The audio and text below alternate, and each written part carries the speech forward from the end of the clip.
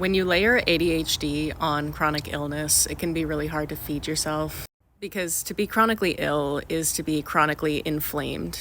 And to live in the modern food system is to be surrounded by foods that cause chronic inflammation.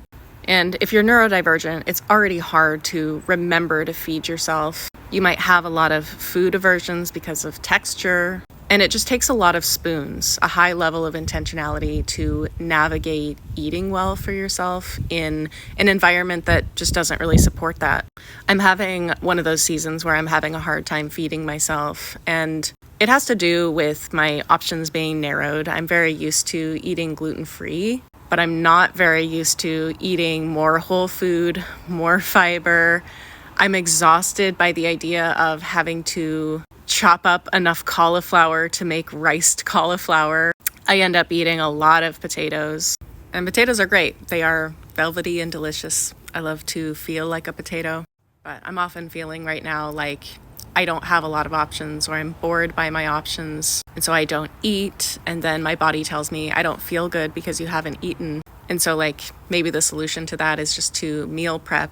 And yeah, I'm so exhausted of taking care of this body that just is not okay with the normal inputs of sound or environment. Basically everything I'm just more sensitive to.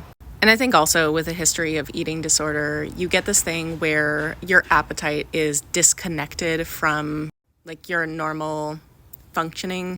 I was talking to someone about this the other day where it's yeah, if I just go about my life, I never actually become hungry or crave anything. And I have a theory that it comes from those years where I was heavily restricting my calories and disconnecting my pleasure system from being hungry. And so it's okay, now food is only fuel to me and food is only unpleasurable. And even though I haven't had those eating disorder symptoms in a long time, I meet so many people who have sort of recovered from that restrictive eating pattern, who have trouble finding joy in food and wanting food and having it only ever feel like an unpleasurable experience to try to eat.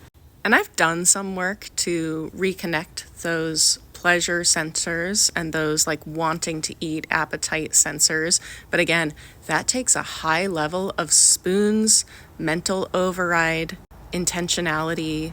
And there is only so much intentionality I have to give every day until my brain is just exhausted. And I think that's the essence of living with ADHD in this culture is I only have so many spoons to give. And I guess I'll have to do it in layers.